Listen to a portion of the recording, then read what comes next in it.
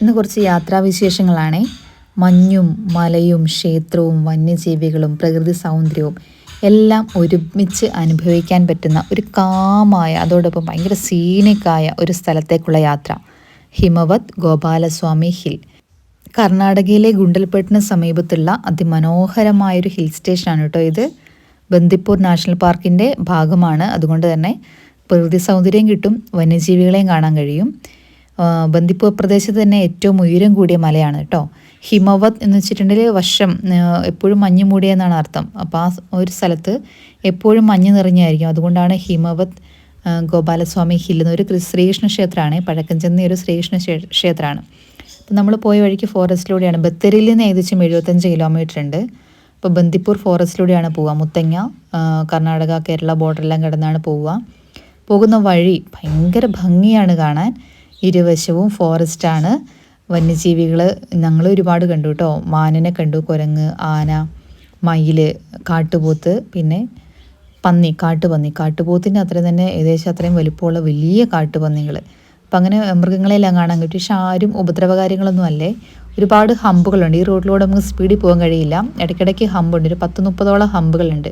പിന്നെ ഒരു മെയ് മാസത്തിന് 1-ാം തീയതി ഞങ്ങൾ പോയത്. വാഗ പൂത്ത് കാണാൻ സമയം. എന്ത് ഭംഗിയാണെന്നറിയാമോ റോഡിൻ്റെ സൈഡ്. കർണാടക ഭാഗത്തോട്ട് കയറി കഴിഞ്ഞിട്ടുണ്ടെങ്കിൽ 2 സൈഡും വാഗ പൂത്ത് നിൽക്കുന്ന മരങ്ങൾ. അതേപോലെ കൃഷി സ്ഥലങ്ങളാണ്. അപ്പോൾ കുട്ടികളെയും കൊണ്ടൊക്കെ നിങ്ങൾ പോവുകയാണെങ്കിൽ കുട്ടികൾക്ക് ഇതെല്ലാം കാണിച്ചു കൊടുക്കാൻ പറ്റും. നമ്മുടെ നാട്ടിൽ നിന്നൊക്കെ ഇതേ സാധനമൊന്നും ഇപ്പോൾ കാണാറില്ലല്ലോ. കൃഷി സ്ഥലങ്ങൾ, പൂക്കൾ, അവരിപ്പം അത് വിളവ് വിത്ത് പായേക്കണ സമയമാണ്. കൃഷിയായിട്ടൊന്നും കാണാൻ കഴിയുന്നില്ല. പക്ഷേ കാള പൂട്ടുന്നതൊക്കെ ഒരു സമയമായിരുന്നേ. കാള പൂട്ടുന്ന ഒരുപാട് സ്ഥലങ്ങളിൽ കണ്ടു. അപ്പോൾ അതൊക്കെ ഒരു പുതിയ അനുഭവങ്ങളായിരുന്നു. പിന്നെ ഇതേപോലെ വഴിയിലൊക്കെ ഇഷ്ടം പോലെ ഫ്രീ ആയിട്ട് നടക്കുന്ന പശുക്കളെല്ലാം കാണാം. ഇതെല്ലാം പിള്ളേർക്ക് ഭയങ്കര കൗതുകമുള്ള കാര്യമാണ്. ഫ്രണ്ട്സിൻ്റെ ഒപ്പം ഫാമിലീൻ്റെ ഒപ്പം പോകാൻ പറ്റിയ നല്ലൊരു സ്പോട്ടാണ് കേട്ടോ. കാരണം കാഴ്ചയ്ക്ക് നല്ല ഭംഗിയാണ്. റോഡുകളൊക്കെ നല്ല അടിപൊളി റോഡാണ്. ഇവിടെയും കട്ടറും കാര്യങ്ങളൊന്നുമില്ല. അത്യാവശ്യം വീതിയുള്ള നല്ല റോഡുകളാണ്. അതുകൊണ്ട് നമുക്ക് സ്മൂത്തായിട്ട് പോയിട്ട് വരാം. ഫോട്ടോ എടുക്കാൻ പറ്റിയ ഒരുപാട് സ്പോട്ടുകളുണ്ട്. പിന്നെ ഫോറസ്റ്റിൽ വണ്ടി നിർത്താൻ പറ്റില്ല, അല്ലാത്ത സ്ഥലങ്ങളിൽ. അപ്പോൾ ഇവിടം വരെ നമുക്ക് നമ്മുടെ വണ്ടി കൊണ്ട് പോകാൻ കഴിയുള്ളൂ. ഇവിടുന്ന് അങ്ങോട്ടേക്ക് ഇവരുടെ ഫോറസ്റ്റിൻ്റെ വണ്ടിക്കാണ് പോവുക. KSRTCകൾ കുറേ ഉണ്ട്. 5-6 KSRTCകളുണ്ട്. അതിന് വേണ്ടിയിട്ടുള്ള ക്യൂ ആണിത്. പിന്നെ ജീപ്പ് ഓപ്ഷൻ ഉണ്ട്. ജീപ്പ് ഓപ്ഷൻ ആകുമ്പം ക്യൂ നിൽക്കേണ്ട, പക്ഷേ പൈസ കൂടുതലാണ്. ഞങ്ങൾ 5 പേരാണ് ഉണ്ടായിരുന്നത്. 5 പേരും 2 കുട്ടികളാണ്. അപ്പോൾ ഞങ്ങൾ ജീപ്പ് തിരഞ്ഞെടുത്തു. 800 രൂപയായി കേട്ടോ. ബസ്സിനാണെങ്കിൽ അപ്പ് ആൻഡ് ഡൗൺ ആണ് 800 രൂപ. ബസ്സിനാണെങ്കിൽ അപ്പ് ആൻഡ് ഡൗൺ ഒരാൾക്ക് 70 രൂപയാകുന്നുള്ളൂ. അപ്പോൾ അതുകൊണ്ട് കൂടുതൽ പേരും ബസ്സാണ് തിരഞ്ഞെടുക്കുക. പിന്നെ ഇഷ്ടംപോലെ ബസ്സുണ്ട്. അധികം നേരവും നിൽക്കേണ്ടി വരില്ല. 5-6 ബസ് ഞാൻ കണ്ടു. അത് കൂടുതലുണ്ടോ എന്ന് എനിക്കറിയില്ല. പിന്നെ അങ്ങോട്ടേക്ക് അവരുടെ ജീപ്പാണ്. ജീപ്പ് ഓപ്പൺ ആയതുകൊണ്ട് നല്ല ഭംഗിയായിരുന്നു. ഒരു മൊട്ട കുന്നാണേ. 4 സൈഡും നമുക്ക് കാണാൻ കഴിയും. ആ കുന്നിലേക്കുള്ള യാത്രയാണ്. എന്ത് ഭംഗിയാണെന്നോ ആ റോഡ് കാണാൻ. റോഡല്ല, ആ വ്യൂവേ. ഒരു സൈഡിലേക്ക് ഇങ്ങനെ താഴ്വാരങ്ങൾ കാണാം. അങ്ങ് മേലേക്ക് ചെന്ന് നോക്കുമ്പോൾ കൃഷി സ്ഥലങ്ങളൊക്കെ കാണാം. പൂവുള്ള സമയമാണ്. പൂവെല്ലാം കാണാൻ കഴിയുമായിരുന്നിരിക്കുക. നമ്മൾ പോയ സമയത്ത് എന്തായാലും ആ ഒരു സമയമല്ല. മെയ് മാസം ആയതുകൊണ്ട് ആ ഒരു സമയമല്ല. ചിലപ്പോൾ ഒരു ഓഗസ്റ്റ് സെപ്റ്റംബർ മാസത്തിലൊക്കെ പോയിട്ടുണ്ടെങ്കിൽ ഇതിലും ഭംഗിയായേനെ. പിന്നെ പോകുന്ന വഴിക്ക് അവിടുന്ന് കാട്ടുപന്നീനെ കണ്ടു കേട്ടോ. ഇതാ നമ്മളെ നോക്കി നിൽപ്പുണ്ട്. ഞാൻ കാട്ടുപന്നി എന്ന് പറഞ്ഞപ്പോൾ നോക്കിയിരിക്കുന്നതാണത്. പിന്നെ മേലെ എത്തി. അധികം സ്റ്റെപ്പൊന്നും കയറാനില്ല കേട്ടോ. ഒരു മൊട്ട കുന്നാണ്. നല്ല വെയിലാണ്, പക്ഷേ അധികം ചൂടില്ല. നല്ല തണുത്ത കാറ്റാണ്. പിന്നെ ആ അമ്പലം കല്ലുകൊണ്ട് ഉണ്ടാക്കിയത്. അതിൻ്റെ ഉള്ളിലൊക്കെ നല്ല കൂളിംഗ് ആണ്. വെയിലുണ്ടെങ്കിലും ആ ചൂട് നമ്മൾ അറിയുന്നില്ല. പിന്നെ ഒരു നല്ല മൊട്ടക്കുന്നിൻ്റെ മണ്ടയ്ക്കാണ് ക്ഷേത്രമുള്ളത്. ചുറ്റും നമുക്ക് ഇതേപോലെ താഴ്വാരാണ് കാണാൻ കഴിയുക. ഇവിടെ ആന വരുന്ന സ്ഥലങ്ങളാണെന്ന് പറഞ്ഞേ.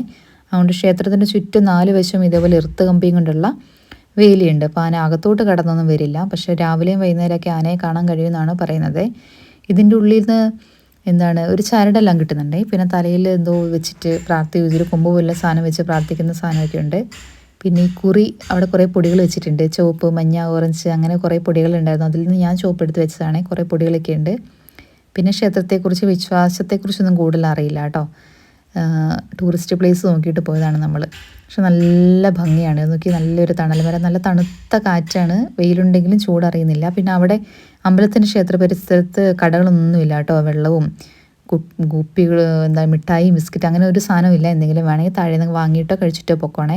ഞങ്ങൾക്ക് പറ്റിപ്പോയതാണ്. അവിടെ ചെന്നപ്പോൾ ഒന്നും കിട്ടിയില്ല. അതുകൊണ്ട് ഇവിടെയാണ് നമ്മുടെ വണ്ടി വെച്ചത്. നല്ല പാർക്കിംഗ് ഏരിയ ഉണ്ട് കേട്ടോ. പാർക്കിങ്ങിന് 60 രൂപയാണ് കേട്ടോ ഫീസ്.